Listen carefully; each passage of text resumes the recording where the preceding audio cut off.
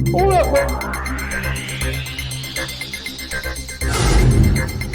MZTV.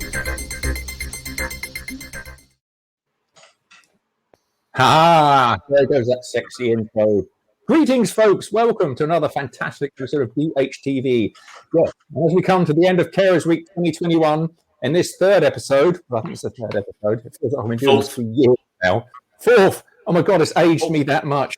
Oh my God. But anyway, we're going to talk about care in all its forms. I mean, care is not just about caring for someone else. It's also when you have a disability or mental illness, the care that you receive. So, along with myself, Zec and Mick, who are, along with myself, are the last of the famous international playboys. We have the absolutely fantastic and incredible Venessa Bobb, who's joining us today. So let's have a round of applause for Venessa.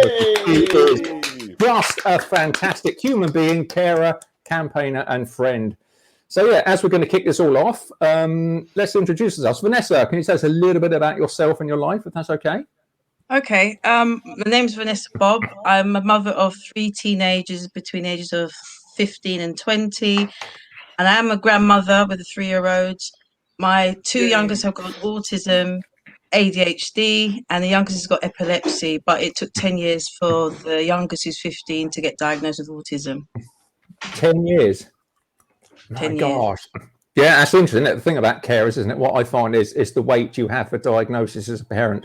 We've just had to pay, as I said before, pay out £3,000 to get Emily diagnosed with PDA autism because the local borough council didn't have the funds and they didn't believe she was autistic. And we actually managed to get a GP struck off because of that. So I was actually quite happy to put him out of his intolerable business.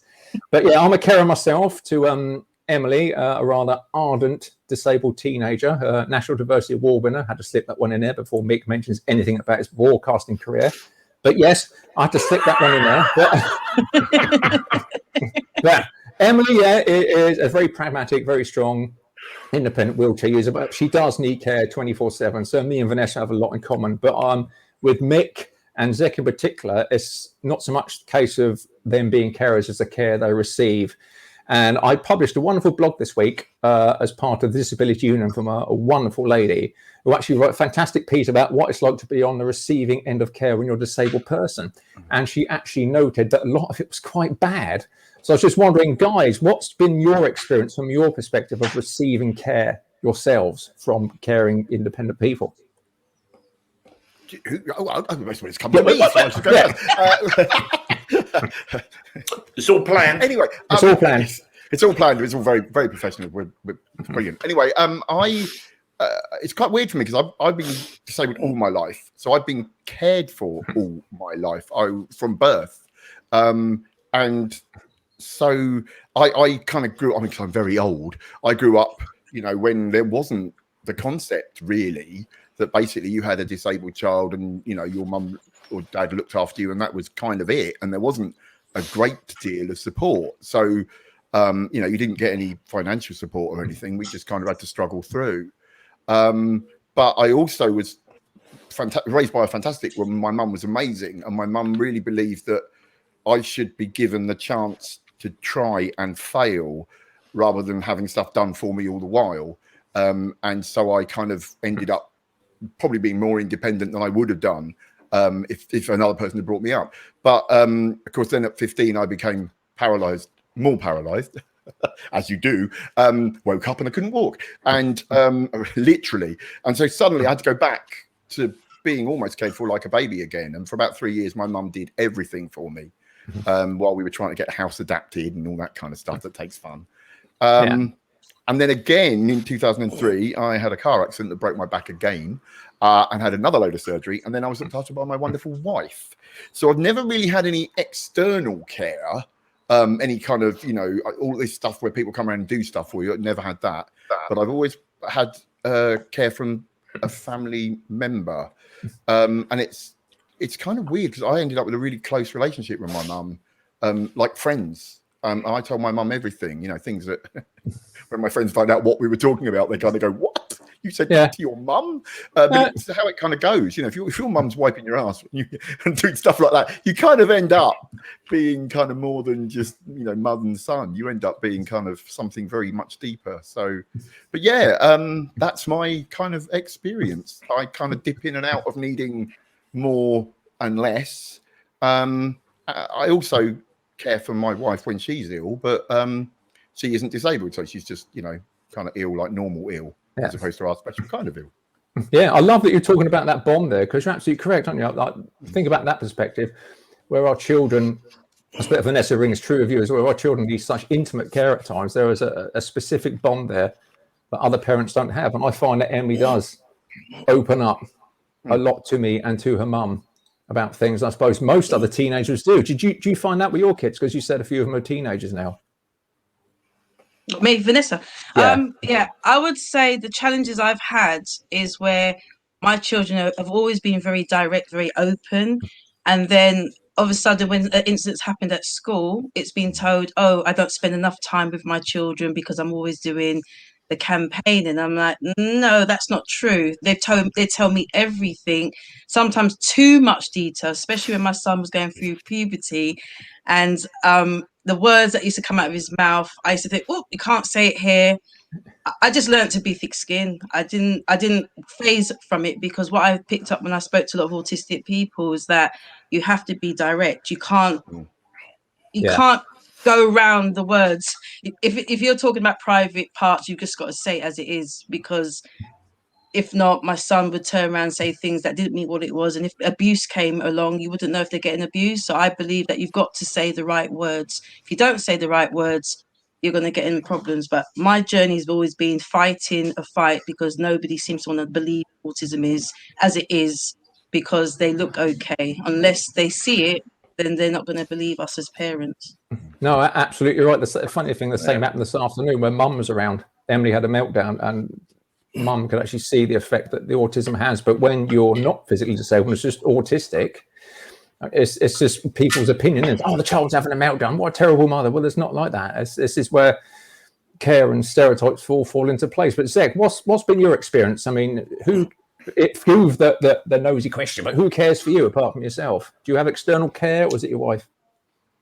Nobody cares. Nobody loves me. Nobody loves me. We love you, Zach. Yeah, I mean, I fell ill We in. love your granddad. When did I feel? 1996 is when I first physically fell ill. Ended up in cardiac care and then rushed to London Chest to their critical care. That was the start of ME. But mental health-wise, I mean, my poor wife, she met me when I was a firefighter. We didn't realise I was already quite broken mentally, and I was hiding it because it wasn't a manly thing to say. So my wife cares for me, and then obviously, God, when was that? About 12 years ago, I became a wheelchair user. And so my wife's cared for me, but it's kind of been a very slow, gradual thing that's happened. And because we are husband and wife, it is very natural. It's not like, as Mick says, there's no external care coming in. I find it's not care, but I can't accept help from anyone else. When I've fallen out the front door, I have to go out backwards because it's not an accessible house. I go out backwards, and I've fallen out in a wheelchair, and neighbours have come rushing. I'm like, no, I'm all right. I'm all right. Because I find it embarrassing being vulnerable and messing up. And my wife cares for me by being here, so she'll help me with showering, getting dressed on the bad days. She's here for my support because of my mental health. And as I say, in the last 2 years, we've discovered out, I don't speak properly. We've discovered that I am on the autistic spectrum, and now I look back at my life and it all makes so much sense. I look back and go, oh yeah, okay. I'm not getting diagnosed, but so I'm a complex bag of everything. Poor thing. I think if she could go back, she may run. No, she wouldn't. You know what I mean? But I don't need serious care except when I've really overdone it, and then my wife is there. But it does feel very natural, and I'm very lucky in the fact that I am married. You know, some people aren't. Yeah. And you know, that must be horrible because you are reliant on people outside. Yeah, So, absolutely. It's one of the privileges, isn't it? That for those of us who are cared for by family members, whether it be your mum, your dad, or your partner, that places an extra burden on that relationship. I've had lots of people contact me when we were saying we're going to talk about this, saying you must bring up the kind of problems that it causes around sort of partners and when you're being a partner and when you're being a carer, and does it being forced to care, really? Yeah, and it's kind of it's funny because again, I do lots of work around trying to help people sort of understand about disability and sexuality and relationships and stuff. And I've always seen it that it's one of those sort of measuring things that you find that some people are not able to do that for you in a way that works for you, and it's up to you to decide then, do I get external caring, or is this the right relationship? I've had lovers in the past who were awful and made me feel terrible about needing any kind of support, whereas my wife is just able to do it as if it is normal, and almost kind of makes it so that it's what you do. And it's then when I look after her, I get these super brownie points, and it's like, I'm you've done this for like years, and I'm doing it for, you've got a cold and I'm looking after you for a few days. Hooray! He's out on this for many years. Okay. So it's kind of weird, but I think that we tend to feel this, don't we? This guilt, this issue around saying, someone is caring for us who is in our family, and we feel that, if they knew what they were getting into, they'd run away. But I don't think that's true. I think that we bring tons to, whether it's disabled child or a disabled lover, you bring, a lot to the relationship. And I think that we kind of can get a bit et up on the fact that the society tells you that if you need care, then you're a burden on someone. And that's not really the truth. No, it's not. But also, we're very good at, for me, I'm not good at asking. I also hide when I'm not feeling well. I don't want to be a burden. I will struggle on. I think I'm not showing that I'm unwell, but I guess it's one of those things when you care for someone, you can pick up on it anyway. And I say, look, sorry, I haven't told you I'm in loads of pain. My wife's like, well, it's pretty obvious. Why haven't you asked for help? Because I am terrible accepting it, even from my wife. So from external. But this is why this show is so important for people like you and me, because we've got two carers here who can tell us what it's like for them. And I know that they're looking after their children, so it's sort of slightly different, but not really. And it's kind of that idea of, I think that's why we wanted to talk about it, wasn't it? Because, there's loads of people being cared for and there's loads of people caring. And I think it's harder. Those two groups don't talk. Come together. But it's harder to be a carer. Definitely harder to be a carer than being unwell. I think so, easily. To watch from the outside, probably. Yeah, but I think from mine and Vanessa's point of view, it's probably the same as you, Mick, and it's actually probably the same as you, Zec, isn't it? I mean, the person that we care for and the person who cares for you do it because obviously they're family and they love you very much, and obviously they wouldn't think of not doing it. I mean, whereas parents, we have known any other life. I expect Vanessa is true, isn't it? We have known any other life but caring. I mean, as other families and other parents just have children, the children grow up, be independent, go off. We just carry on doing this, and we don't even think about it as being any different because this is our life. But socially, we're still seen as pariahs, and our children are still seen, sadly, as pariahs. Because I was talking about this today. I mean, I think the reason that care itself is so hidden in society and is so unsupported and so brushed into the shadow is because we live in a society where people are seen by their worth in productivity terms, at what they can bring to the table, how they can slot into society and do this and do that and be a good little capitalist and put on. Because our children are not seen as being able to do that and not seen as worthy of the support that they should be getting. And this is something that's really rankled me for years about how society views disabled children. I mean, how do you find, Vanessa, that people externally see or feel about you, if you don't mind me asking? I know it's a bit personal question. I'm sorry. But how do you think society feels about? I mean, my point of view of society is that it's generally quite negative towards us. What's your view? I just think over the last, I would say before the pandemic, I just thought I was seen as a menace to society because I was asking for things in code. I didn't need it. And then in the pandemic, I think that's when the Pandora box opened up. And then all of a sudden, all these parents that didn't seem to exist in my borough or just across the UK came forward, and they weren't even aware of a lot of the services, because a lot of the local groups, a lot of the send local offers didn't even consider that a carer caring for their autistic child, even adult, needed help as well. And then you look at us as carers, is where we just get on. So with me, I always tell everybody, autism doesn't stop at 16. It continues. So when I speak to a lot of autistic adults and autistic parents, because people seem to forget there's autistic parents, and there are people that are parents who have got a disability and who've become disabled because of an accident or whatever it is. And you find that the local adult social services don't seem to want to listen. It's like, go back to the family. But if they don't have family, especially when we're talking about COVID, this is where I think mental health, a lot of autistic people and special needs have been just kicked to the side. And then us as carers just get on with it. So I just tell everybody, I don't sleep. When we talk about sleep, we've been told, oh, you need to go to bed. You can't.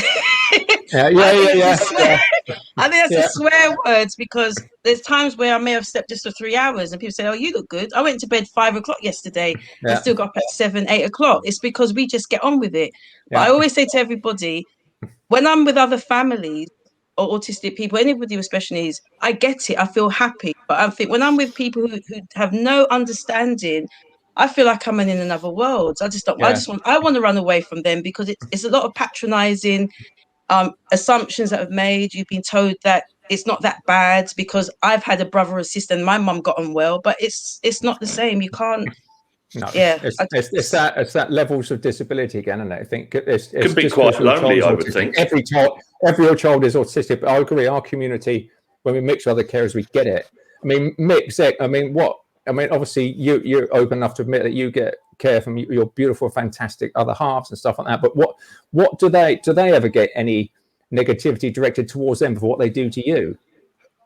For Diane, no. The only thing we get, which is kind of always a bit weird, is sort of this idea that you can't be lovers and carers.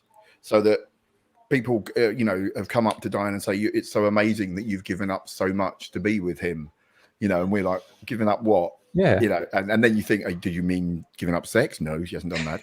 And then you think giving up, I don't, and it's kind of that sort of weird thing that people don't get it, and people don't really understand that in the right relationship, or in the right situation, it can be smooth. We've got people saying on the comments about, when you get external staff coming in to look after you, how terrible that can be, because you don't get to know them. I know my wife. I love my wife. My wife loves me. So she doesn't. It's not like she just comes around and goes, "There you go. Here's a bit of care. Now see you." She's there all the while if I need it. And it's sort of, so kind of in a way, I think Zec and me have kind of got the best of it, because we don't have to worry about agency. That's something I think we've probably got to look forward to when we get older, because as we get less able and our wives also get less able, we are going to have to start thinking. And I know it's really scary. I'm 56 this year, but I'm already starting to plan how I'm going to be living when I get older, because I know that it's not going to be that long before I can't be as active as I am and independent as I am. So, and that's, I suppose, the same situation as you parents have about worrying about your children as they grow. God, planning for the future when you might not be able to do it, or you might not be around. What do they do? And it's why I say about, this whole thing of giving them as much support to be able to do as much as possible, even if it's just to tell people what they want. Because then they can be the captain of their ship. Because whether you like it or not, too much care for many disabled children is imposed on them rather than them lead it.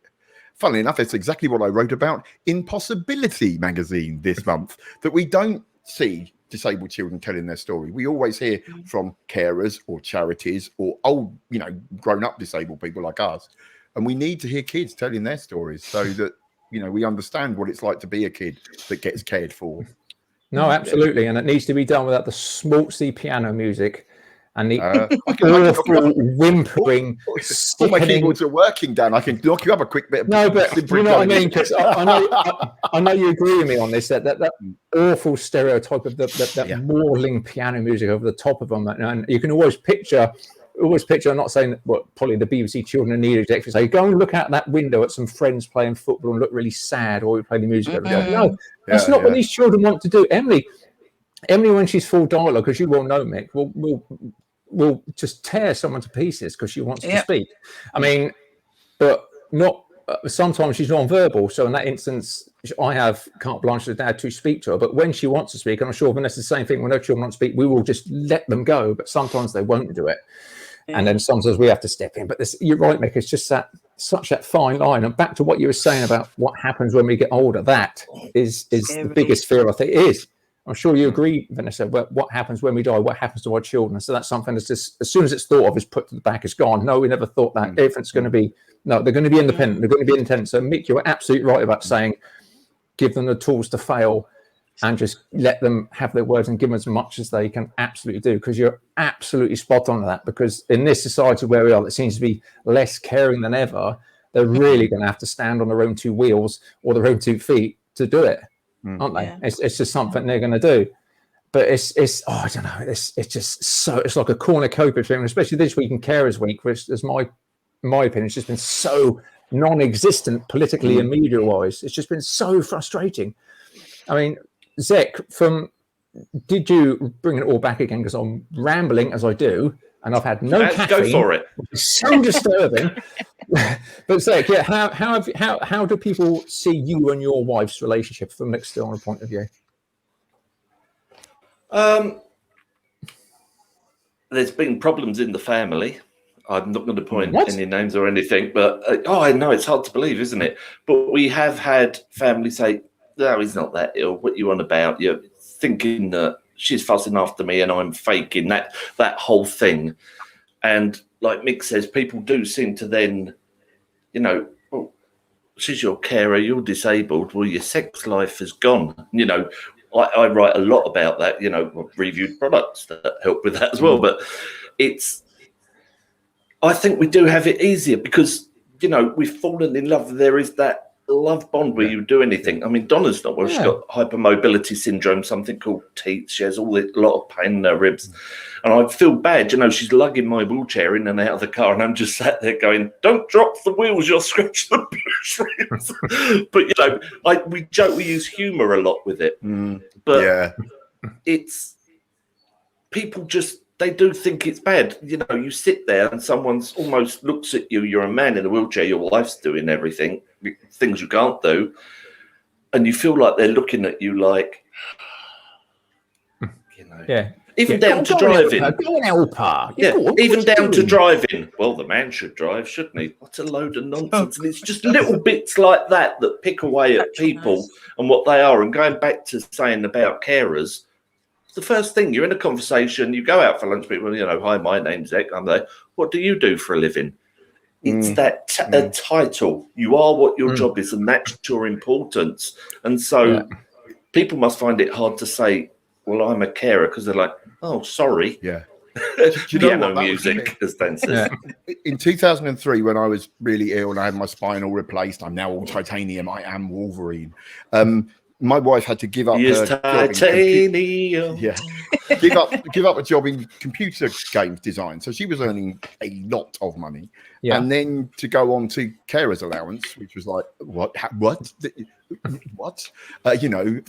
and an allowance. So we went on to total benefits. I was on bed rest for nearly a year. My career went down the Swanee. Everything stopped, and it was terrifying to think that that's how some people live forever.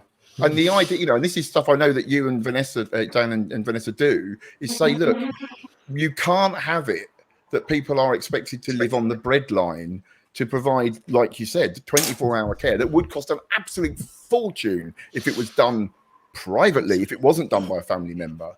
And yet, when it does happen to you out of the blue, you cannot believe how little you're expected to live off and how much everyone thinks you must be living on the life of luxury on benefits. And it's just it's unbelievable. That's Channel 5's problem, though, isn't it? On benefits and proud. I hate them. With one hand, we're pillared by the media. Yeah. Oh, Dan's done that for us. Oh, the media took Dan out. Dan's been taken down. No, the NSA are onto him for the carers talk. I knew it would happen, you know. I knew it would happen. Or has he fallen asleep? He's fallen asleep. What he's doing is he's doing mime. Right. If we all do Is it a book? Is it a book, Dan? 4 words, apparently. So anyway, and now he's buffering. So, and this, ladies and gentlemen, is the joy of technology. For we live in a world where at any moment we can be stopped from talking purely by something that we now know is absolutely essential, the internet. But anyway, he lives in the middle of nowhere. So Dan, where were I know. It's, you know, I mean, it's not really the middle of nowhere, is it? It's just not quite. You need a bit of cable. The problem is, we're back to money again. It's not like you can easily afford a highly expensive cable broadband. You know, everything costs. And when you've not got any money, it's kind of, do I buy beans or do I buy broadband? I don't know which. You know, broadband. That's the thing. Carers allowance £67.25 a week. Let's pay gas, electric bills, water, stuff like that. Or what we've got for broadband. But then you can't claim. You can only claim for one child. So Vanessa, I mean, do you get carers allowance? Yeah, I do. But with me, I don't use it on myself. I use it on my children. Yeah, same here. It's just like everything else. And with us, it probably just goes in the fuel to car to take Emily to and back from school. It's an irrelevant amount of money considering we do the equivalent of a salary of 19 grand a year. We're never going to get that amount of money. We're never going to do it. They're never going to. Yeah, promises. We've been through a whole week now of Carers Week with politicians going, "Oh, thinking of you. Oh, you're doing a great job. Oh, we really, really love you." And the media going, "Oh, look, what's that? There's Boris in the sea." So it's never going to change for us, unfortunately. Hang on, Boris is having a lunch. Yeah, Boris is having a lunch that could probably fund a load of carers for decades. Yeah, so it's come to that realisation that carers. Sorry, political. We believe in all parties. We do. All other politicians are also having expensive. Other parties aren't avaavailable. Yeah. Other expensive lunches are available. Quick. There you go. There we go. We've been told we've got to tell you all that these are our views and not the views of the Disability Rights, because we're a bunch of mouthfuls apparently. And, well, we've got to be neutral. Yeah, we've got to be neutral. You can't be neutral about disability. This is the point. Exactly. It's a lived experience. Disability and politics, they're like that. It's intertwined. You cannot have one without the other. We have people complain about some of my comments on the pain show, and it's like, I'm only telling you what works for me. Yeah. What happened in my life. Hang on a minute. Someone has unmuted my mic. Did you mute me, pig? No, I didn't do that, Mick, no. So we can only tell you what's happening in our lives, and that's what the show's about. That's why we say comment. Please comment, because then we can read your comments out. We can have them on the screen. Because the whole point of this show is it's meant to be about us. The whole nothing about us without us ethos. This is the point of this show. And we just tell us, Dan and Vanessa are telling you what it's like to be a carer. But also, Dan has to be cared for. He has mental health issues. So then all of a sudden, he's in a situation where he's caring for his daughter while his daughter's caring for him, while his wife's caring for him and his daughter. And then there's the guilt. And it's a minefield because we're not supported. We're not given the right. You need your house adapted. Ha, ha, ha. You need a social worker to come around and look at your bath, as I am waiting for at the moment. Still, at this rate, I might as well just give up washing and just, go for the dirt look, But it's ridiculous. And I think, we were also told we moan a lot. It is true, we do. But then that's disability is messy. Moan a lot because, we try to be positive too. But we, at the end of the day, we're voicing an issue. And when it comes to caring, there isn't a great deal to be positive about the actual loving your children, looking after your children, you're looking after your partners, looking after your parents. That's something, yes. But it still takes a terrible toll that needs to be admitted and needs to be supported. And we all need to shout about it as loudly as possible. Because otherwise, as Vanessa and Dan knows all too well, you are shouting into the void. And we all, disabled people and carers, need to come together to shout together. And whilst we talk, we talk and we may not say the right things, but we're saying the things that we have experienced and that we live. And it may help other people who are sat there and may just happen to come across this or watch it and go, it's not just me. And that helps. It really does help when you know it's not just you. George the week before, where he said about how he gets severe anxiety when he's mentally fatigued. I was like, it helps. And, it's messy. I mean, I'm sure, Vanessa, you must have shouted enough swear words at the sky to last a lifetime. I don't swear, but I have become a nuisance. I think the local authorities in my borough don't like me. They may play like they do because I was told, I've seen my files, I'm meant to be mentally ill, suicidal thoughts. My anxiety exasperated my son's behaviour in the early days. And when people say to me, how do I know? Because I've read my files over the years, and it shocks me that when I read parents' files or even autistic people's files, how the assumptions that are made just because of an autistic person can talk, walk, or they've got a job, but they don't realize the amount of pressure they are when they're in that job. So for me, it's all about, I do agree, voices need to be heard. But what I wanted to say, what I think is so important, is that it's nice to hear fathers or husbands speaking, because everybody's always talking. Most of the time when I go to events, it's always the mother. It's never the father, or it's never the uncle or the grandfather. It's always the mother's perspective. So I think it's so important to hear the voices of you guys. And yes, when we saw it the other day about when we saw 3 white guys, and I had to turn around, I have to go there, and I had to turn and say that I've been in places where I've always been the only black mother or black person, but it never bothered me because I grew up in I worked in television, so it was a norm for me. But when you see people that constantly keep on saying, why have you only got men, why have you only got this, it's if you can't do something, do it yourself. And and that's why I never saw you guys before, and when I was asked to do it this way, I was like, really, should I really go on? But I'm glad I came on, because I feel that men's voices, fathers' voices, disabled men's voices need to be heard. And that's what I would like to say.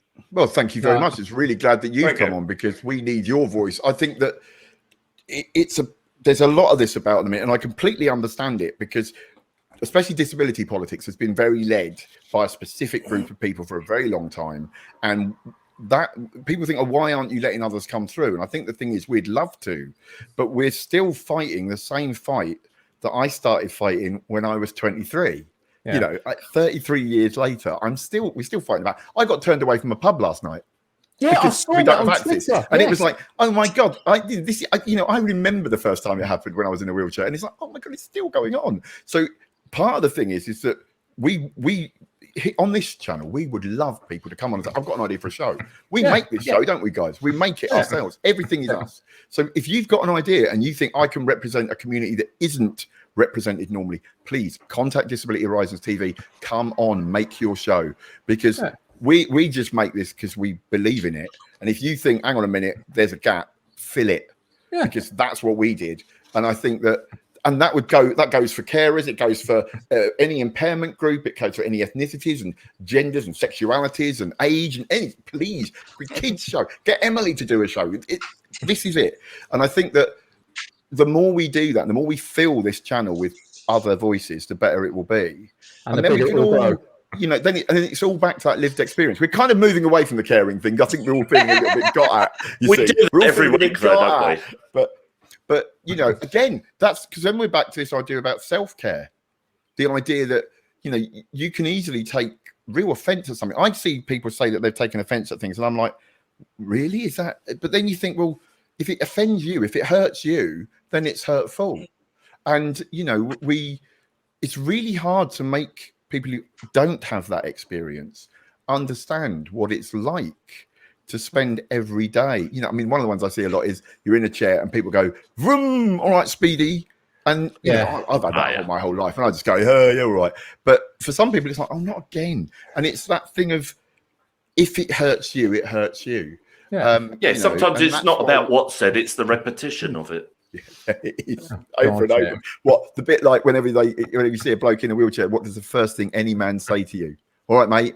Is it still work down there. Work. Yeah. That's it. Yeah, I've heard that. Yeah. And it's just like, yeah, all right. Is that the thing you say to all men when you first meet them? Is it? Because well, Emily always used to get the R bless, as I call it. It's called the R bless syndrome. That'll happen until she yeah. goes proper punk. Because of course Emily's going through a rebellious stage. So you wait once the hair dye starts and the mohawks, then she won't get R bless.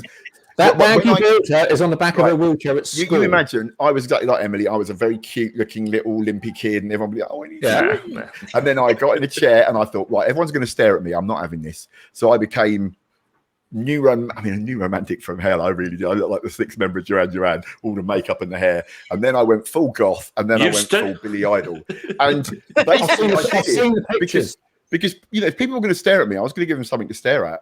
And it worked. And I think that, that's coming for you, Dan. You just wait. You're already doing the patches and the denim, but you wait till it goes. And another part of being a carer is giving them that ability to do that, giving them that ability to be the person they want to be and support them. Because otherwise, society will tell you away. Will crush their dreams and crush their hopes. And so that's what good.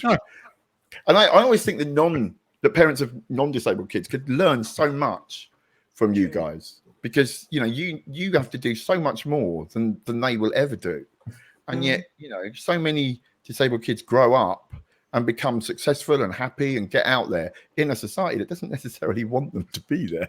Exactly, Again, we're back to that thing that we've got a load of advice. You should be listening to us, but let's face it, people don't. So I'll stop talking. No, but you're right. You're right. I mean, we do so much. We do so much. We do it out of love, and sometimes. Even now, Amy will say, "No, I'm going to do it myself." And yeah, fair enough. Go ahead and do it then. But yeah, it's letting them be who they want to be, allowing them to be that person they want to be. Because society is trying so hard not to. We're saying, no, just do it. Just be loud. Get out there. Wear what you want. Dress what you want. Wave whatever flags you want. Because if society doesn't want you, you're going to have to stick it to them because you're going to have that confidence to do it. Yeah, it's amazing. I think it's amazing. We've got Dan and Venessa here who are spending. By the time we've spoken before the show and after the show, an hour, yet you two, I can't imagine the workload. No one has a job like that. It's ridiculous. Well, in a way, I think we're blessed because we do have fantastic children, no matter how torrent it is. But there are children. We love the stardust of them completely.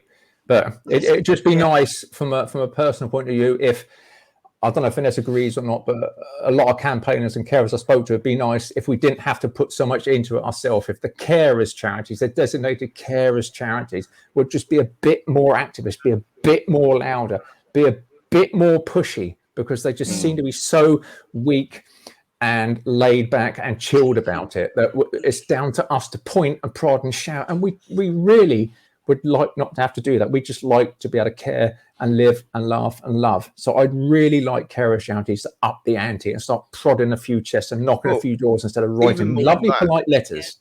Even more than that, there shouldn't be the need for carers charities because carers should be supported in a way that means that carers can get on with caring and not have to be worrying and campaigning about all this rubbish. Kids could go to school and get educated if they can and however they can to whatever level they can be educated to. It shouldn't be, can you get a job? I've worked at a lot of special schools working with kids who have been brought up by the system to believe that they should be in work, and some of them were never going to be able to work.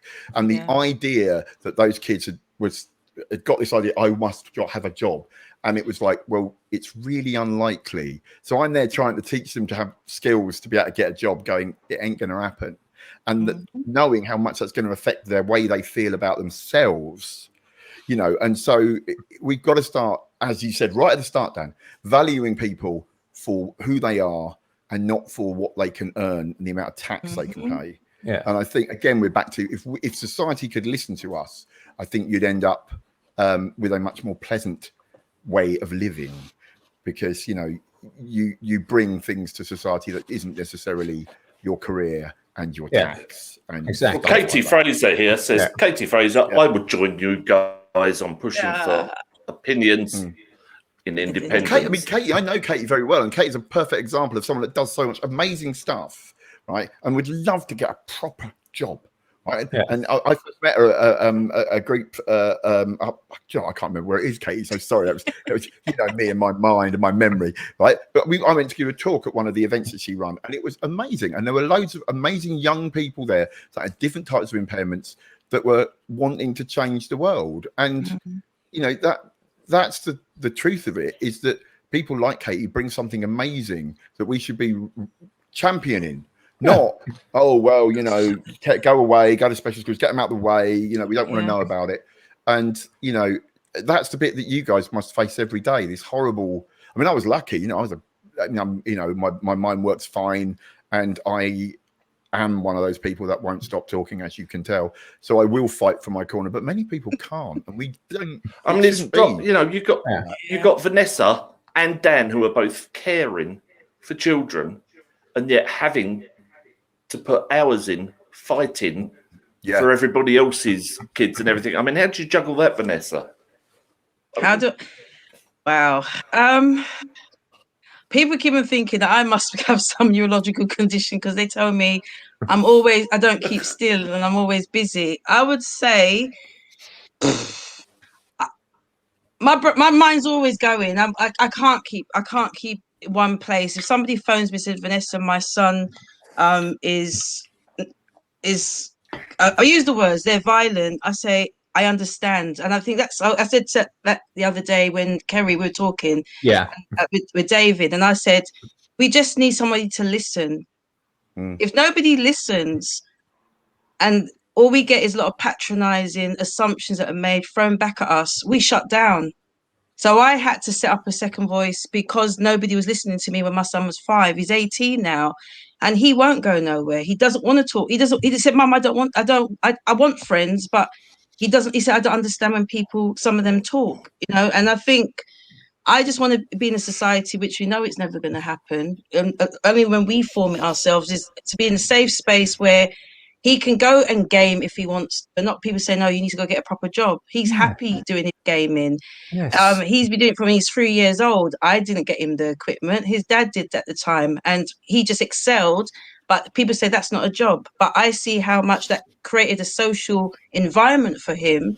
And then you've got my other 2 daughters now, late diagnosed, and obviously I'm a grandmother. I'm now fighting a different battle because they didn't listen to me when I was saying I'm looking at safeguarding issues. So when any mother out there who's got a young mum who's a teen mum, I get it, I understand it. But then, as I said earlier in the week, being a Black mother, it's like when I go in the Black community, it's another battle because it's like if I say something, I'm just trying to belittle the cultural perspective. My cultural perspective is I can't speak how I want to because nobody understands it unless I'm with other people with the same experiences. In the white community, talking about autism, I've had this support, but the cultural perspective was always a bit lacking. So I think coming together and being with all different communities and again saying we need more fathers, I think that's a better place for me. I just try and get every different angles, get us together. And when we have events, it's nice to see people happy and not feeling demoralized when the child decides to go and kick somebody. It's not, why did your child do that? It's to support the parent, it's support the autistic child as well, because if they're non-verbal and the parent is refusing to use Makaton, any form of communication tools, it's not saying you have to do it. I've just got to find ways of them speaking to somebody else who's got a lived experience. So it's bringing everyone together. And I think that's the problem with a lot of organizations. They want to fix something, but how can you fix something? I think they need to be fixed. Yes. The neurotypical person. I mean, going back, you said about in your community, I mean, Zubi has written on Disability Horizons recently about being disabled in the Asian community. And I think this is a topic that would be great. Again, how do 3 white men join in on this? But I think we're just going to have to. We might have to do is step aside for that show and just let other people present it. We can go out down the pub together. We need more guests and allow them to from different communities to discuss it. Now, we will also learn.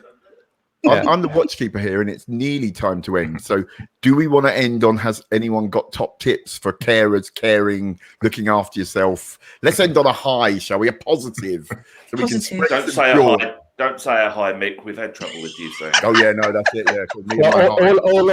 all I would like to say is that carers should, without a doubt, all very well use Carers Week to amplify themselves across social media. That's fair enough, but we can't expect politicians and carers charities to really action or do anything for us. I think it's come to the point now where we really are going to have to unite and bridge and work together. But we do absolutely need more fathers to be doing this, to be reaching out. Vanessa's absolutely right. I mean, the majority are women who do it, and I just bow in front of such power and brilliance, especially with people like Venessa, who are just incredible. But we need more voices. We need more united. We need more people to join. We need the disabled community and the care community to be working closer. We've got to have less friction between both, because we are absolutely stronger together, and it's two sides of the same coin. So we do need to work and progress together, because if politics is ever going to do anything, it's only when we become united and they stop seeing us as divided, and then they stop seeing us through the prism of stereotypes, which still linger to this day about benefits and about the time we spend and about massive televisions, about free cars. They need to understand that we are awake all night. We do the toileting and the change, and we do the physiotherapy. We do the hydrotherapy. We are counsellors. We are lawyers. We are cooks. We are chefs. Accountants. We are campaigners. We are accountants. Yeah, the forms we got. We are psychiatrists, physiotherapists. We are the absolute lot. And people need to see that in the reality of our lives, but they need to see it through a prism that's non-stereotypical. But we just all need to. And this is a good point to recommend the Disability Union, Dan, because I mean they're hopefully Disability going to Union, everyone. Yeah, Disability Union is trying to unite carers and disabled people across the country. There you go. That's my one and only advert for today. And I'm going to do my top button now because I'm hot and angry. So, Vanessa, have you got any tips before we sign off? We're going a bit over, but what the hell, folks? It's been a good chatty show. And it could go on. I would just, I think Dan said it all. And I think it's just about parents not to give up, and to, if they feel that where they are and they're getting the information is not correct, just find an organization that will help. Don't stay loyal to organizations because it's a clique, because the cliques in the long run will just do more damage. Just be honest and say, these people are not helping me, and find people, or autistic people, those who've got lived experiences, because they are there, and that is what has helped me today. I couldn't do cliques. I'm about the voice, the real voices. Absolutely, spot on. And yourself, Mick. I just want to say that I think two things. One, that we have to understand that you have to understand that you are the one that knows your children best. I know from my experience when I was young that my mum was the one that had to fight my corner. My dad died when I was young, so he fought until he died, and then my mum had to take over. And kind of the amount of times that they were saying, no, that's wrong, you don't understand, I need this, they need that, this is what's happening. So it's, again, if only people would listen. And I think that if you're being cared for, never feel guilty, never feel bad. Understand that, the people that are caring for you, if they are family members, they're doing it because they want to. And if you're paying someone, always remember, it's a bloody job. You're creating work. So actually, we bring important stuff to our economy, and the sooner that gets acknowledged, the better. Yeah. Without us, the care industries would die without people to be cared for. So, and that's me, really. And isn't it funny how the care industry is worth a fortune, and yet carers get paid nothing? Yeah, exactly. We would fund a second NHS. Yeah, I don't think I've really got anything to add. I mean, Dan, you are the voice of carers and of disabled people online. I mean, you do an amazing job. And I'm not really much into campaigning. My mental health can't take it. I've tried it.